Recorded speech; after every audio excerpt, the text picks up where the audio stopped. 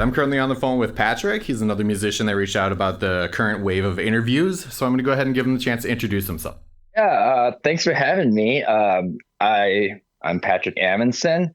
I have been doing music since I was 4 years old. I was adopted from South Korea and grew up in La Crosse, Wisconsin. I started piano underneath Lighthold Music in town, and then when I was seven, I joined the La Crosse Boys Choir, which is the sister choir to the Vienna Boys Choir. So I toured Europe about 3 times when I was with them, and so that would be my first like quote unquote professional stint in music. And then I tried DJing like every 16-year-old does, right? I had a Denon DN 2100S, like they did just potentiometers and buttons, like no scratching. uh, yeah, and then basically when I turned 18, gave my parents the finger and said I'm never touching an instrument again because I had to practice 1 hour per instrument every night, and it was sometimes 3 to 4 instruments a season. So Okay, so let's start there. So learning an instrument at an early age and being introduced to it and that in that way, was it a choice to you, or were your parents just like, you're going to learn all of these instruments and next year you're going to learn five more? yep, that's what it was. Literally, I didn't like get to do sports. I think I had like a PlayStation 1 when I was like 16. Okay, Yeah, so it was just it was all learning and I assume private lessons. yep, yep. Okay. And then, so I think I picked up you did that for about 7 years before you decided that you were never doing it again. Oh, you said 18, so 14 years. Yeah. I started piano when I was 4. Yeah. Okay. So tell me about that transition once you kind of hit your breaking point. Was it just, I'm legally an adult now and you can't tell me what to do, or was there more behind it? Well, that, and I mean, I was just an idiot, an asshole kid, and I mean, to be completely honest, like was doing too many drugs, hanging around with the wrong people, and just I went to college when I was 18 just because that was what you're supposed to do, and didn't try at all. Didn't really do anything with my life until I was much older. Almost like 26, so 23, 4 or something like that when I moved to LA. Okay. So let's talk about that then. So you moved to LA. Was that motivated by music at all, or you just wanted a complete change of environment? Well, so being adopted, I was always trying to like, deny that I didn't care, but I did. And so LA has the largest like concentration of Koreans outside of Korea. So I figured, hey, that's still America, and I can try to, get to know my culture. So I moved to LA with a couple $100 and a backpack of clothes. Lived like near Skid Row for the first few weeks, and then found couch surfing. Got a job as a doorman at Larry Flint's Hustlers, and yeah, and then eventually I found the Los Angeles Film and Recording School. Thought it was a museum, and I applied, got in, and that's when I like found my passion, my purpose. Okay, so tell me a bit about that. It kind of sounds like you kind of had your rock bottom moment, and and then you found a situation that you wanted to be a part of. What was kind of the emotional position that you were in? Kind of going back to that music that you said that you didn't want to do anymore, and then finding that as your pathway out of that rock bottom. Well, that was just the first rock bottom. I feel like the real rock bottom was just last year for me. But uh, so I found my passion in film. I really loved Foley and I really loved backgrounds. I was good at it. I did an internship at Larson Studios where I got to work on like Arrested Development, pretty much every single Disney show. I mean, it was fun, and I got to meet a bunch of cool like people, and it got me into the door for an internship under Rhonda Bedekin, who then introduced me to George Grimaldi, who worked for Extreme Music, Bleeding Fingers, which is like a subsidiary of Sony ATV. And I was essentially their first metadata specialist, like globally. And I would like, liaison between sales and IT essentially. Okay, so I incorrectly assumed that you went to the Recording Institute based on music, but you're saying that you No. you were just doing Foley sounds and things like that. Yeah, I loved it. Like because it's great. Like every sound that you hear in a film it's made by some dude in a sound booth. Sure, yeah, absolutely. It's very a unique science to create some of the sounds for sure. You could even consider it music if you think about it, because it's like synced and rhythmic sometimes. So, Sure, sure. Okay, so let's move forward. You went through the metadata stuff. When did you kind of decide that you kind of wanted to get back into music? well, so the metadata was specifically for music for film. So that's where I kind of got my, I guess, foot back into the door. You could say I was starting to be surrounded more by the music community, and dabbling here and there. Uh, but more so learning about the industry itself and what it really actually takes after the song is done to for it to be successful.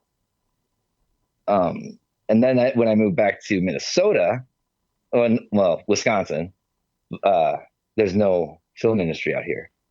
So I was like, well, these skills translate. All my equipment that I have, I can use for music. So uh, I really didn't start like into my own music publishing business until 2020. Yeah, February 2020. Okay. And so you alluded to the fact that there was another kind of downturn in your life around that time. What was that about? Oh, that was just like, yeah, a year ago. Oh man. Uh, I think it's just the Midwest, or maybe it was just me, because like I'm still in the Midwest and I have a completely different outlook and mindset and dedication, I guess you could say too. Okay, but okay, so in 2020 you moved back to the Midwest, started getting back into your equipment and the music that you had. What was kind of your thought process for brushing up on the instrumentation, then also being creative with it? Well, I actually moved back to the Midwest. I think it was more like 2018, because then I went back to university and I got my second degree this time in music education. And that's what really got me back in. It was learning about the education side of music and how stagnant and like frankly racist it is. And so I just like developed my own curriculum, volunteered at the Boys and Girls Club in my hometown, which is great. They actually, each one of them, they have three facilities. Each one has like professional recording studio. So if you ever need to record and you're in La Crosse, Wisconsin, you can definitely use the Boys and Girls Club. I'm familiar with La Crosse, Wisconsin, and several of the venues down there. Particularly, I'm going to call it the warehouse and the horrible steps that they have. Oh yeah. And it's kind of a well-known torture, the steps at the warehouse. Um, that's very cool, though, that you're working in an environment where you're providing those services for free for people that need them. I know there's a couple schools in La Crosse, so I would imagine that with all the college kids there, there's musicians there. Before this interview, we were just talking about how many musicians there are in the world that don't have access to either equipment, let alone recording equipment. Yeah, no, and these are like professional grade studios. Seriously, like the soundproof glass, and I mean their equipment is all donated equipment, yes, but you can get to work, and it's the room itself that's the most important, anyways. Awesome. So, where did that kind of leave you personally? You had, your foot back in the door to start working on music again. What did that mean for you? It really like I was focusing specifically on the education part for a while, trying to get my curriculum to go into other areas, but as I was teaching, I kind of learned that I just didn't like teachers. Uh, they're very cliquey and never really left school, so they always had that high school mentality. And the kids are great, love the kids. Kids are amazing, but I just I couldn't get along with other teachers, so I left. And then yeah, then in 2020, I started my publishing company, officially like registered with Minnesota, and then started focusing more heavily on that. Uh, with my skills that I, gained from Sony. But also, everyone has lives, and a lot of musicians, they say this is their dream. And seriously, the secret to the industry to making it isn't like being good or talented. It's just being consistent and adhering to your itinerary or your agenda. That's it. That's literally it. And so like I make money now like selling my music to ad agencies because that's like immediate money in my pocket. But I am focusing on my publishing company to, prove that my formula works because it does. And so I'm just doing it myself. I'm just getting out there. I got some venues. What's it called? Trilogy. They're thinking about doing something regular, and then what's it called? The Music Room up north of y'all in the cities. Yeah, it's actually a pretty sweet venue. If you haven't been there, you should definitely check it out. It's called the world's smallest arena. It's really nice. Sure. So tell me about how you got into selling music commercially. Obviously, the money is a huge motivator, but how did you seek out those opportunities? Oh, literally, it was what I was trying to do at like for Sony because when you embed the metadata, you have to make sure it's all about who gets paid what, where, and how, and that's all that they care about is licensing, you know. And so I just registered and applied for publisher status through all the different like PROs and Harry Fox agency, and then also the actual media streaming platforms like iTunes and Spotify have actual publisher status, so I get different analytics than an artist account would, for instance. Sure. And so when you say publishing, are you on par with something like DistroKid or TuneCore, or is that more distribution and publishing Yeah. is something different? Okay, so why So don't they're not you? publishers at all. They're just distributors. Okay, so give some details about what exactly the nuance of the difference is there.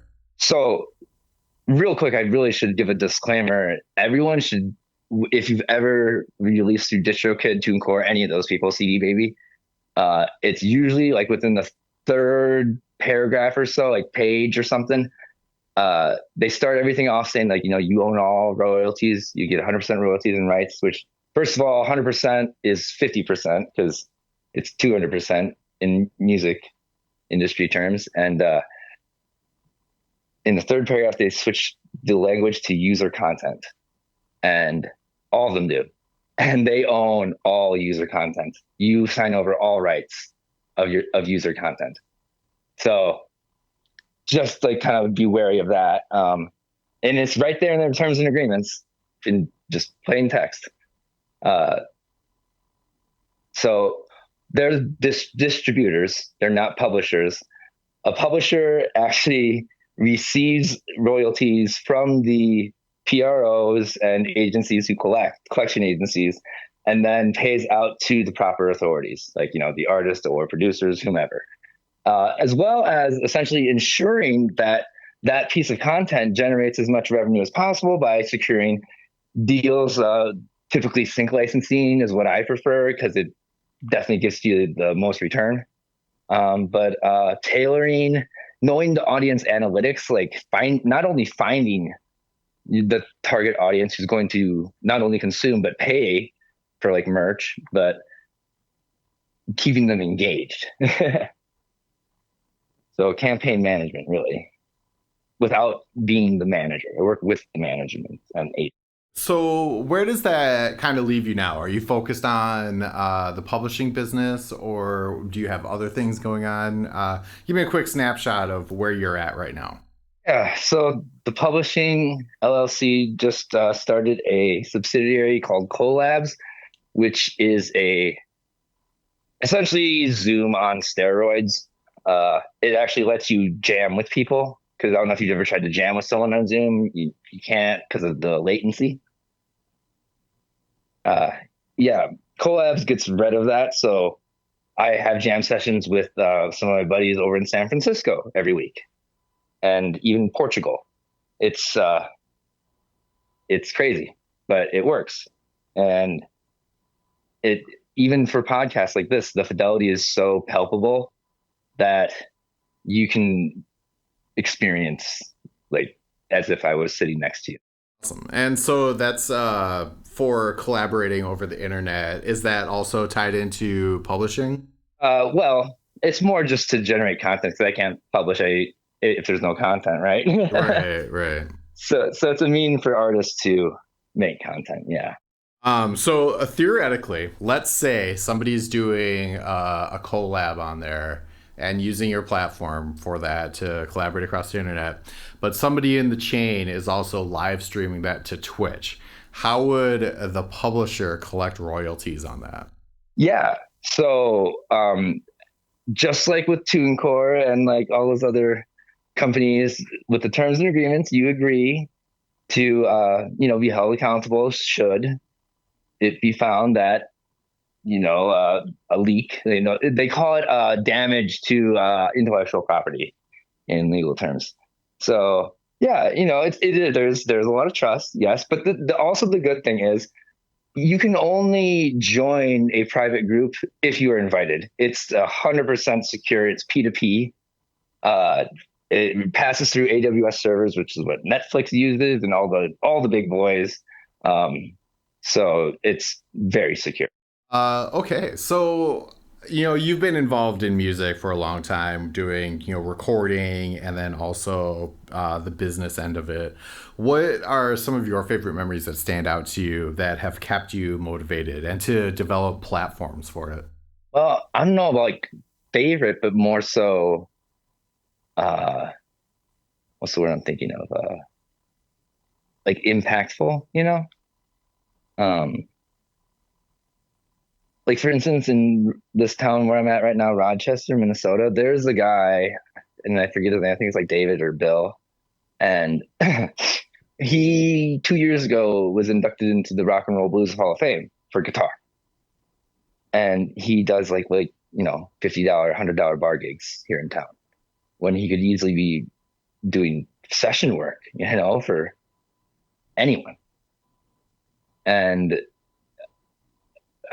I've just there needs to be a more collaborative way for because it's so competitive, right? In the music industry, it's just like, oh, if you don't, if I don't got it, you can have it, or if you got it, I can't have it, kind of thing. It's like there's more than enough to go around right now, and it's been so like veiled and mysterious on purpose.